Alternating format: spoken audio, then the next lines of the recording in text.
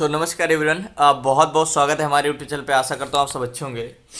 और देखो, कोई भी चीज़ें पुरानी नहीं होती।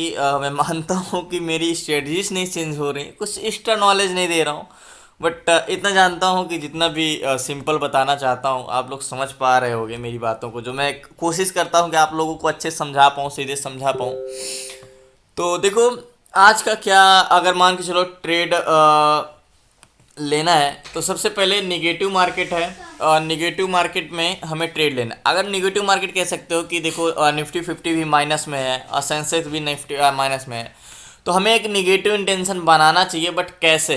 मान के चलो, जस्ट 1 मिनट्स, HDFC बैंक में लेता हूँ। ऐसे मार्केट भाग रहा है तो ऐसे ट्रेड नहीं ले सकते हम। इसको वन डे टाइम फ्रेम में लगाता हूँ मैं। देखो, ये वन डे टाइम फ्रेम में एक मुझे ये वाला सपोर्ट लेवल मिल रहा है। और देखो, जब जब इसको ये ब्रेक किया है तो मार्केट कहाँ तक आया, यहाँ तक आया। बट हम टारगेट कहाँ तक का ले सकते हैं, यहाँ तक का ले सकते हैं। ठीक है, तो मुझे भी सेलिंग करना है या बाइंग करना है ये तो मैंने डिसाइड नहीं किया, बट इस पर मुझे ट्रेड लेना है। बट ट्रेड भी लेना है तो कंफर्मेशन के साथ, लेकिन दो शर्त है। मैंने एक चीज़ आपको ये समझाया है कि हम दो तरीके से सपोर्ट रेजिस्टेंस पे ट्रेड ले सकते हैं। या तो हमें कोई पैटर्न बन जाए मार्केट में, बहुत तरीके तो बहुत हैं। या तो आप कैंडल स्टिक्स के तरीके हैं, ओपन ऑप्शन, सॉरी, वॉल्यूम है, तरीके बहुत है। लेकिन सिंपली तरीका अगर देखा जाए तो दो तरीके हैं मार्केट में। या जब ज़्यादा तक जो मेजोरिटी ऑफ टाइम ट्रेड लिया जाता है, मैंने दो तरीका बताया। या तो मार्केट क्या करे, ब्रेकआउट, रिटेस्ट, रिजेक्शन दे दे, लेकिन हर बार हम इसका इंतज़ार नहीं कर पाते हैं। ठीक है, रिटेस्ट रिजेक्शन चक्कर में मार्केट निकल जाता है। ठीक है, या तो मार्केट क्या करे, अगर ऐसे नहीं इंतजार कर सकते तो हम दो एक तरीके से और ले सकते हैं ट्रेड। या तो मार्केट ब्रेक करे और बाहर एक कैंडल पूरी की पूरी क्लोज, मान के चलो मार्केट ऐसे आ रहा है, ऐसे आ रहा है ऊपर से, तो एक कैंडल बाहर इसकी क्लोज दे दे तो मैं ट्रेड लूंगा। जैसे कि यहाँ पास देखो, मार्केट यहाँ पे देखो क्या किया है, ब्रेकआउट दिया है लेकिन रिटेस्ट करने चला गया, रिजेक्शन नहीं दिया, तो मार्केट नीचे ब्रेक किया।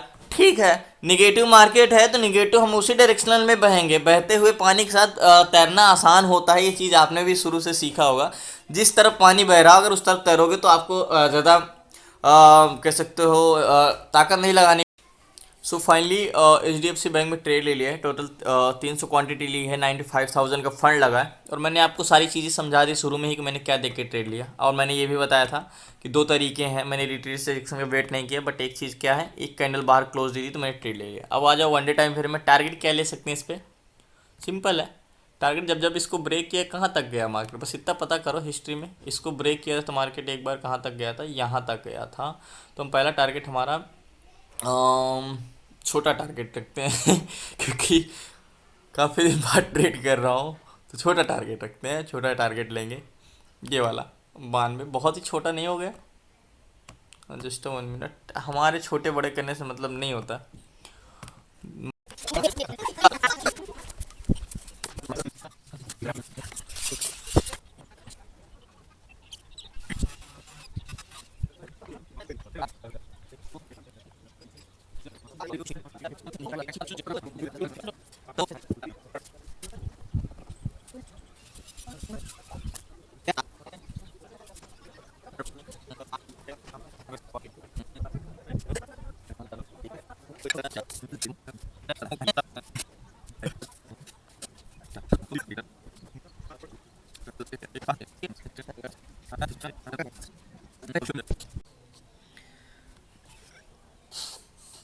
सो फाइनली जैसे कि आपको दिखा कि मेरा टारगेट डन हुआ। और टारगेट मैंने 200 क्वांटिटी एग्जिट कर दी, 100 क्वांटिटी अभी भी होल्ड रखा हूँ। नेक्स्ट टारगेट लिए, नेक्स्ट टारगेट मैंने देखो ये वाला लिया, वन डे टाइम फ्रेम में लगाते हैं टारगेट। तो मैं आपको सामने समझाता जा रहा हूँ ये वाला टारगेट, क्योंकि लास्ट टारगेट हमारा यही है।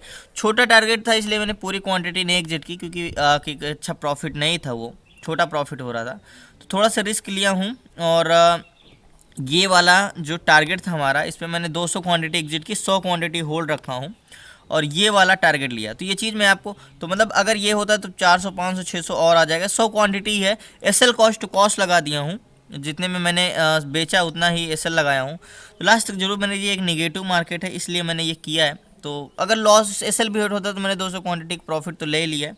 तो लास्ट तक जरूर मैंने रहिएगा, आपको मैं दिखाता रहूँगा। तो लास्ट में देखते हैं। जैसे मैंने आप लोगों को बोला था कि टारगेट डन हुआ, और यहाँ का सेकंड टारगेट मैंने लिया था और टारगेट डन भी हुआ। देखो ये चीज़ मैं आपको रोज़ बताता हूँ, मुझे बताने की जरूरत नहीं कैसे क्या हुआ। फर्स्ट टारगेट मैंने लिया था, 100 क्वांटिटी मैंने होल्ड रखी थी, और ये अपने लोअर हाई के जोन पे टेस्ट करने गया और ये फिर ब्रेक किया और ये फाइनल टारगेट डन हुआ। देखो जहाँ तक मेरी एज तो ज़्यादा नहीं हुई, बट मैंने जहाँ तक सीखा है, जहाँ तक एक्सपीरियंस है लाइफ में, आधे से ज़्यादा लोगों को पता ही नहीं है कि हमें करना क्या है। मेहनत कोई ऐसा कोई पूछ लो कि आप मेहनत करना चाहते हो, सब मेहनत करना चाहते हैं, सब आगे बढ़ना चाहते हैं और सब लगे हुए भी हैं। कहते हैं अगर आपको किसी का अचीवमेंट करनी है, कोई मंजिल करना है, तो आपको रास्ते चलना तो जरूरी है ही है, और उसके लिए आपको सही सही है कि आपका रास्ता भी सही होना चाहिए, नहीं उस मंजिल तक आप कभी नहीं पहुंच पाओगे।